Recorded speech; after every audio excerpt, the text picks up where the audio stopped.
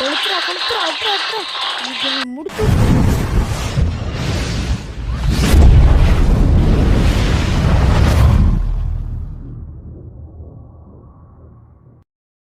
Hello guys, welcome to RF Kolar gaming. இன்றைக்கி நம்ம என்ன பண்ணுறோம்னா இந்தியன் டைன்ஸ் கேமிங்கில் இது டைனோசர் அழிக்கிறது தான் பார்க்க போகிறோம். நீங்கள் பார்த்துட்ருப்பீங்க. இப்போயே பாதி டைனோசர் முடிச்சிட்டோம். இதில் எதுக்குன்னா பீரங்கி வரும், அது வரைக்கும் நம்ம விளையாடணும். இப்போயே பாதி டைனோசர் அடித்தாச்சு. அந்த காயின்லாம் கலெக்ட் பண்ணால் தான் நம்மளுக்கு அந்த பீரங்கி கொடுப்பாங்க. அதுக்கு முன்னாடி காயின் கிடைக்கல. ஒரு காயின் வருது பார்த்தீங்களா, அதே மாதிரி எல்லா காயினும் நமக்கு எடுக்கணும்.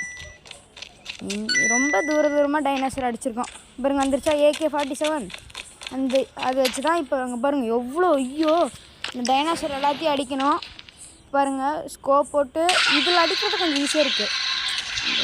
ஸ்னைப்பருக்கு அந்த மாதிரி ஈஸியாக இருக்குது. சரி அடிப்போம். இங்கே பாதி முடிச்சாச்சு காய்ஸ். அவ்வளோதான். இதில் டப்புன்னு அடிக்கணும். சரி AK வச்சு அடிக்கலாம் காய்ஸ். வாங்க ஓடு. வருது டைனோசர். அட்ரா கொளுத்தி எறிகிறோம் காய்ஸ்.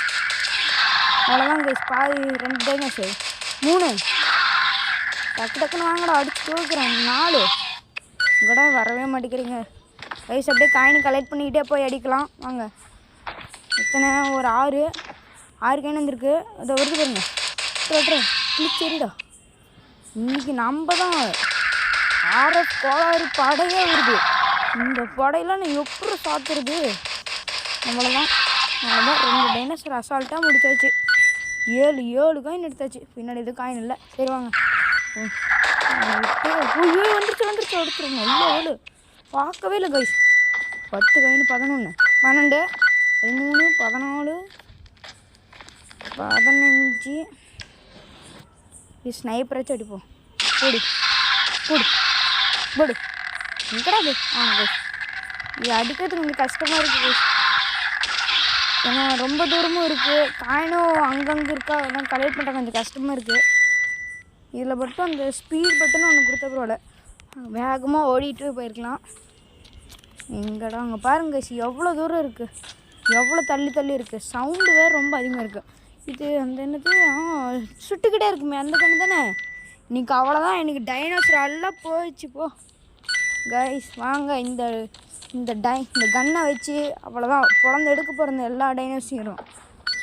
இப்போ வாங்க 24 காயின் எடுத்தாச்சு ஈஸியாக. அவ்வளோதான் இன்றைக்கி அவ்வளோதான். இந்த டைனோசர் எல்லா கதையும் முடிய போகுது. வாங்க கொடுத்து இன்னைக்கு எல்லாம் 10 பக்கம் முடியும்.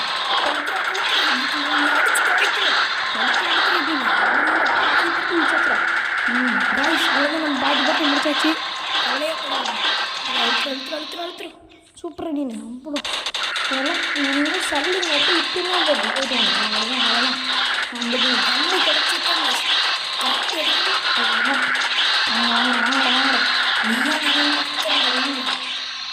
வாழாடே வாங்கடே எல்லாத்தையும் அதுக்கு ஒரு கூட்டு படையாக அவங்கள பார்த்துக்கணும்.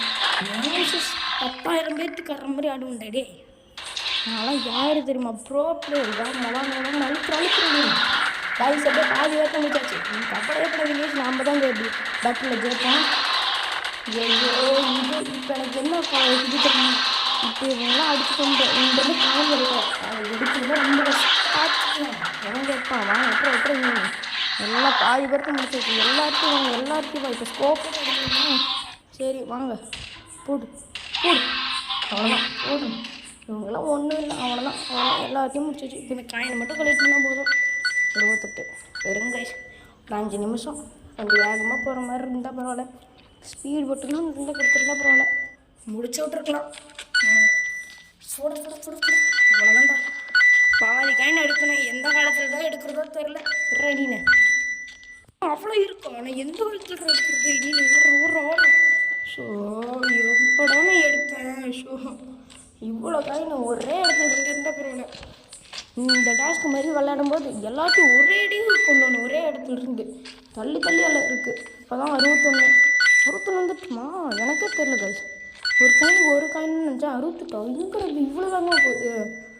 இன்னும் அங்கே இருக்குது.